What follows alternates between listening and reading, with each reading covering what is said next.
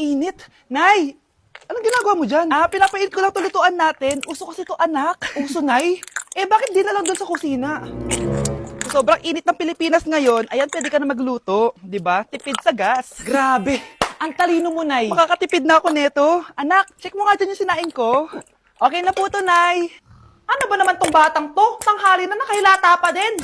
Kala mo siya nagbabayad ng kuryente. A few moments later. Ang kainit. Sinakpatay na electric fan.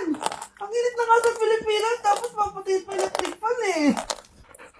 Tay, ano yan? Ice coffee? Mainit na kape to, anak. Mainit na kape? Ang init na nga sa Pilipinas eh. Ang perfect nga nito, anak eh. Kasi mainit tapos mainit, di ba? Negative times negative equals positive. Perfect nga, Tay. Enjoy. Hala! Late na ako!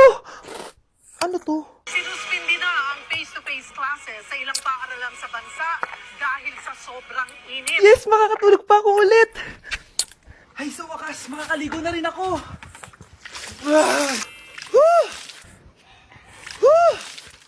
Hi, Cheska.